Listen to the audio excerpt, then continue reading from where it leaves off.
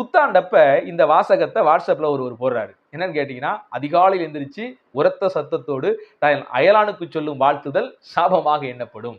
அப்போ காலையில ஏன்னா நம்ம எல்லாருமே புத்தாண்டுக்கு என்ன செய்வோம்னா, காலையில 12 மணிக்கு என்ன செய்வாங்க, அந்த விடியற் காலையில 4 மணி 5 மணிக்கெல்லாம் வாழ்த்துதல் தெரிவிக்கிற வழக்கம் நம்ம இடத்துல இருக்குது. அதே போல பிறந்த நாள் கொண்டாடுவது. பிறந்த நாள் கொண்டாடுவது பார்த்தீங்கன்னா, எல்லாரும் அந்த 12 மணிக்கு தானே ஆரம்பிக்குது. இரவு 12 மணிக்கு தான் அந்த பிறந்த நாள் கொண்டாடுகிற நபருடைய பர்த்டே ஆரம்பிக்கிறதுனால, பெரும்பான்மையா அநேகர் என்ன செய்வாங்கன்னா, அந்த 1 மணிக்கு எந்திரிச்சு அந்த பிறந்தநாள் காணும் மக்களுக்கு என்ன செய்வாங்கன்னா, வாழ்த்துதல் தெரிவிப்பாங்க. எல்லாம் செய்வாங்க. எந்த ஒரு வசனம் பார்த்தீங்கன்னா, ஒரு சொல்லை தவறாக புரிந்து கொள்வதன் விளைவாகத்தான் நெறைய பேருக்கு பார்த்தீங்கன்னா, தவறான புரிதல்களே வருகிறது. வசனங்களை நாம் சரியாக நோட் பண்ணி படிச்சோம்னா, நெறைய வசனங்கள்ல எந்த முரண்பாடும், எந்த பிரச்சனையும் இருக்காது. தவறாக புரிந்து கொள்ள வாய்ப்பே அங்க இருக்காது. இந்த இடத்திலே நீங்க கோடு போட்டுக் கொள்ள வேண்டிய அந்த ஒரு சொல் என்னன்னா, எண்ணப்படும். இங்க அது சாபமாயிரும், அது சாபம் அப்படின்னு பேசல. அப்படி எண்ணப்படும் அப்படிங்கிற ஒரு வார்த்தை இருக்குது. அப்ப இந்த வார்த்தை தான் நீங்க இந்த வசனத்தை புரிந்து கொள்வதற்கு முக்கியமான திறவுகோல்.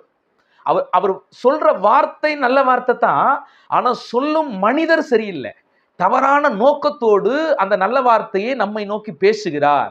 அவருக்குள் அதிருப்தி இருக்கிறது, வெறுப்பு இருக்குது, என்ன தொந்தரவு பண்ணணுங்கிற எண்ணத்தோடு அவரை நல்ல வார்த்தையை உபயோகிக்கும் போது நான் அதை என்ன பண்ணுவேன், அதை வந்து வெறுப்பா தான் நினைப்பேன், அது சாபமா தான் நினைப்பேங்கிறதா இந்த வசனம் சொல்லுது. அப்ப இந்த இடத்துல வசனம் நீதிமொழிகள் நமக்கு கற்றுக் கொடுக்கிற ஒன்று என்னன்னு கேட்டீங்கன்னா, தயவு செய்து நல்ல வார்த்தைகளை கூட தப்பான எண்ணத்தோடு என்ன செய்யக்கூடாது, பயன்படுத்தக்கூடாது என்பதுதான் இந்த வசனத்தினுடைய விளக்கம். இதுக்கு நீங்க அழகா நீங்க புரிஞ்சுக்கணும்னு கேட்டீங்கன்னா, அப்போஸ்தலர் நடவடிக்கையில ஒரு சம்பவம் நடக்கும். அங்க அப்போஸ்தலர் 16ஆம் அதிகாரத்துல நீங்க வாசிச்சு பார்த்தீங்கன்னா, ஒரு அசுத்த ஆவி பிடிச்ச ஒரு பெண் தொடர்ந்து பவுலை பின்பற்றி பவுலுக்கு பின்னால வந்து இவர்கள் உன்னதமான தேவனுடைய ஊழியக்காரர் என்று ஓயாம நாள் கணக்கா பின்னால சொல்லிக்கிட்டே வருது. நல்லா கவனிங்க.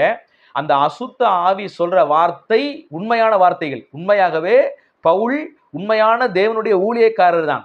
அந்த அசுத்தாவி என்ன சொல்லுது பவுலை பார்த்து, இவர்கள் உண்மையான தேவனுடைய ஊழியக்காரர்கள் அப்படின்னு தான் சொல்லுது. ஆனா இது வெறுப்பேத்தும்படி தொடர்ந்து பின்னாக வந்து இது கத்திக்கிட்டே இருக்குது. அப்ப பவுலடிகள் சந்தோஷப்பட்டுட்டு சிரிச்சுட்டே போகல. அவரு கடுப்பாயிருச்சு. கடுப்பா என்ன செய்யறாரு, அந்த அசுத்தாவியை விரட்டி அடிக்கிறார். கர்த்தருடைய நாமத்தினாலே அந்த ஆவியை விரட்டி அடிக்கிற சம்பவத்தை பார்க்கிறோம்.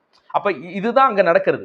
நீங்க நீதிமொழிகள்ல பார்க்கிற விஷயம் என்னன்னா, தொந்தரவு பண்ணும்படியாக வெறுப்பை உமிழும்படியான நல்ல வார்த்தைகளை சொல்லி என்ன செய்யுது, நிறைய நம்ம மக்களே பார்ப்போம்.